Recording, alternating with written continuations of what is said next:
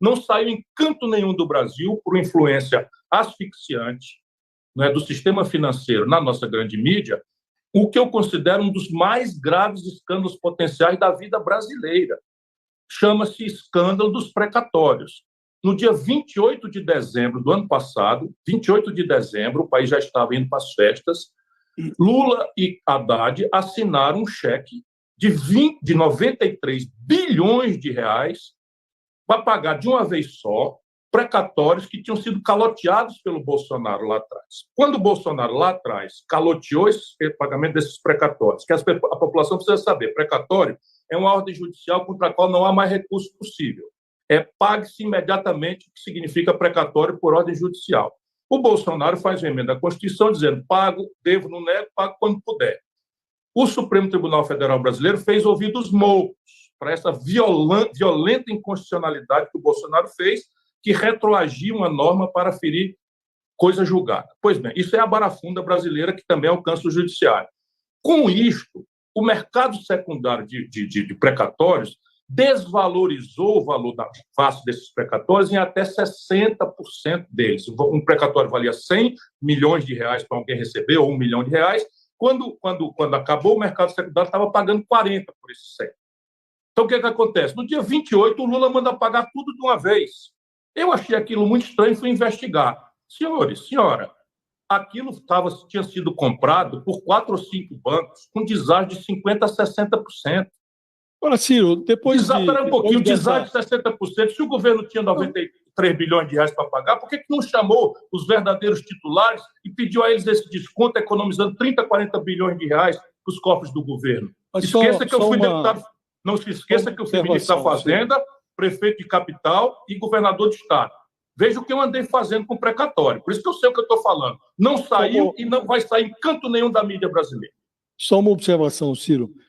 A sua declaração, ela contém uma insinuação de que houve um grande conluio, né? Um conluio do governo federal com os bancos, de modo a favorecer os bancos que foram ao mercado secundário, recolheram esses papéis, esses precatórios que estavam por ser pagos e se beneficiaram. Agora, se a gente pega os dados do Banco Central, isso foi divulgado, dos 93 bilhões que o governo quitou em precatórios, 3,18 bilhões foram para os bancos. E aí, desse total de 3,18, 1,68 bilhão eram referentes a precatórios que os bancos adquiriram de terceiro. Esses dados estão errados?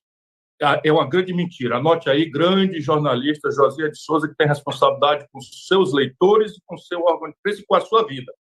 O Banco Central Brasileiro, naquela notinha que soltou, sem mencionar minha denúncia, pretendeu dar a quem quisesse desmentir, como você agora de boa fé certamente fez, uma grosseira fraude. O que o Banco Central faz? 2 coisas. Primeiro, ele contabiliza a contabilidade dos bancos, que é trimestral, de dezembro.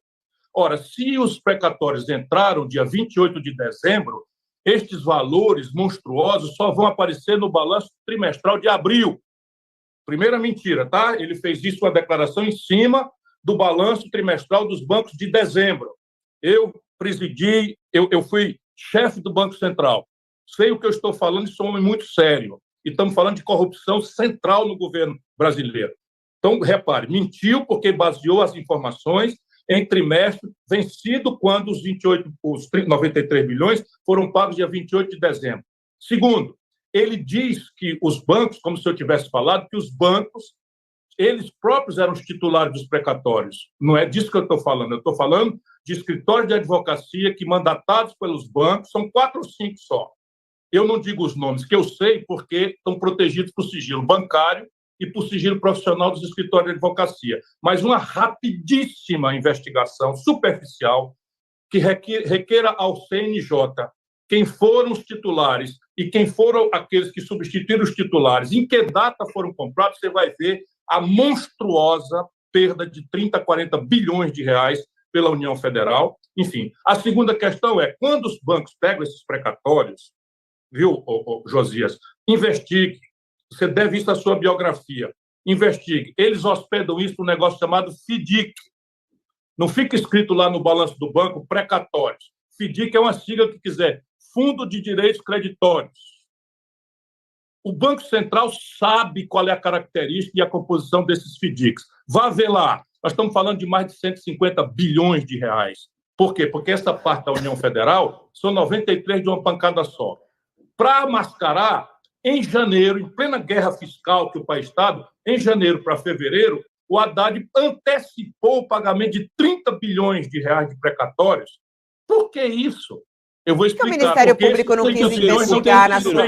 Você está dizendo, na prática, que o seu ex-amigo Fernando Haddad, ele entrou num conluio com os bancos, é isso? Não, eu não posso nomear, eu não posso nomear o Fernando Haddad. Eu estou dizendo o seguinte, que o Fernando Haddad, como chefe do Tesouro Nacional, e o Lula, como presidente da República, assinaram um cheque de 93 bilhões de reais, o que é absolutamente inédito. Nunca houve isso na história dessa República. Os precatórios vão tomando chegada, você vai pagando. Eles pagaram tudo de uma vez só. Isto aconteceu e a responsabilidade é do chefe do Tesouro Nacional, Haddad e Lula. Os bancos tinham comprado esses precatórios com 60% de deságio. Embolsaram, a partir da decisão de pagar de uma vez só, embolsaram os 40%, 50% de deságio que tinham pago de uma vez só. Isto se chama, em qualquer nação do planeta, enriquecimento ilícito. Ninguém faz uma aposta desse volume de bilhões se não tiver informação privilegiada. Quem despachou a Federação Plenária é problema do Ministério Público. Eu não tenho como quebrar o sigilo bancário, telefônico, fiscal. O que eu sei é da absoluta promiscuidade com que o Haddad anda se relacionando com o sistema financeiro. Reuniões secretas, isso nos Estados Unidos, ele saía de lá para a cadeia. Na legislação europeia, ele sairia de uma reunião secreta com os banqueiros para a cadeia. Eu não estou dizendo que isso seja má-fé, pode ser só ingenuidade ou uma ambição desmedida. Agora, eu vou dizer mais. Os irmãos Joeller Batista, minha newsletter antecipou isso há 3 ou 4 edições atrás, estão de volta ao centro do patrimonialismo e da esculhambação no Brasil. Estou de volta. O Lula editou uma medida provisória 2 dias depois que os irmãos Batista compraram, chocando o mercado. Havia 12 termoelétricas à venda na Amazônia, todas micadas. E fazia meses que essas termoelétricas estavam ofertadas no mercado, ninguém queria comprar. De repente, não mais do que de repente, Joesley e Wesley Batista, os notórios irmãos Batista da JBS, corruptores profissionais da vida republicana, ex-vida republicana brasileira, compram as 7. Lá vou eu investigar. Aliás, uma jornalista do Globo, eu não estou lembrando o nome aqui, mas Malu Gaspar. Malu Gaspar publicou isto. Então, repare, eles compraram. E por que eles compraram isso? Foi o mercado investigar. Ora, eles compraram por quê? Porque uma medida provisória diz no artigo lá que os 150 milhões por mês de prejuízo dessas estatais passam agora a ser pagos pelo Josias de Souza, pela Fabíola Cidral, pelo Thales Faria, pelo Ciro Gomes e pelo Povão, através de um incremento na tarifa de energia elétrica. Ou seja, o prejuízo do negócio que inviabilizou para outras pessoas que não queriam comprar foi estatizado, não, foi tornado popular. O povão vai pagar. Mas tem mais, é muito mais grave. 9 bilhões de reais é o passivo da Amazônia Energia, da Amazonas Energia. E a medida provisória, meio que especulando sobre o futuro, talvez eu tenha melado essa negociata, ou não, tal é o cinismo, diz lá no artigo que, em hipótese, sim, o Lula manda, a Amazonas Energia está quebrada. Em circunstância de quebradeira, diz a lei brasileira que é caso de cassação da concessão e assunção pelo Estado para fazer a consolidação, dado que a energia é um bem que não pode descontinuar a oferta. Nós estamos falando da energia do polo industrial de Manaus, de onde sai 8% da produção industrial brasileira, só para dar um exemplo prático. Pois bem, o que o Lula faz? Ao invés de cumprir a lei, manda a Agência Nacional de Energia Elétrica dar um jeito de flexibilizar os problemas da Amazonas Energia, e diz que, em caso da iniciativa privada comprar a Amazonas Energia, o passivo de 9 bilhões de reais dela vai ser convertido, olha, meu irmão, em ações do sistema Eletrobras, que, por sua vez, está controlado pelos 3 controladores das Americanas, a grande turbofraude das americanas, que também foi denunciado na newsletter com detalhes, mostrando que quem presidia a reunião do Conselho de Administração, ainda que não fosse formalmente membro dela, era o Sicupira. Isso tudo foi banido dos jornais, está aí os bagrinhos sendo presos, condenados, e os grandes responsáveis pela fraude, que durou 10 anos. Não, mano, não Agora, deixa eu dizer mais. A JBS... Aqui mesmo... É a nossa manchete principal. Mostra a nossa manchete. Mostra a nossa manchete principal aqui, Josias, só para ele... saúdo. Calma, Ciro. Ele está agitado hoje. Espera um pouquinho. Há 3 semanas. Espera só um minutinho. Eu só quero... A newsletter sabe disso há 3 semanas. Deixa eu dizer mais. Os irmãos Batista ganharam uma universidade, uma autorização de uma universidade do MEC. Uma autorização para fazer uma universidade do MEC. Mas tem mais. Os irmãos Batista têm um contrato com o sistema Eletrobras de construção de hidrelétricas que não cumpriram. Eles, por isso... Está na nossa matéria, isso.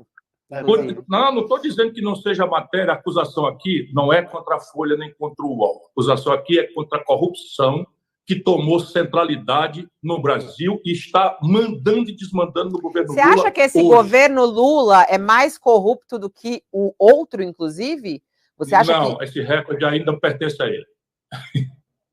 Pertence a ele ou ao Bolsonaro? Porque o senhor também chamou o governo de Bolsonaro de corrupto, né? Repare, o problema é esse. A newsletter denunciou que, numa bela tarde, o Bolsonaro chamou o presidente da Petrobras para discutir a coisa. Todo mundo sabia que naquela hora que vazasse aquela reunião, as ações da Petrobras iam despencar. 15 minutos depois do registro da reunião na agenda do Palácio do Planalto, um aplicador anônimo, que é facilmente identificado se houvesse uma comissão de valores imobiliários minimamente honesta no Brasil, também está subornada, não é? Saiu apostando na queda monstruosa das ações da Petrobras. Entrou com R$160 mil e saiu com R$16 milhões nessa especulação. Quem estava nessa reunião? O general da Petrobras, o Bolsonaro e o Paulo Guedes. Quem conhece esse jogo de mercado futuro, não sei o que e tal? Dos 3 que eu conheço, Paulo Guedes. Enfim, é uma esculhambação geral. Agora, o senhor está falando de corrupção generalizada, corrupção no atual governo,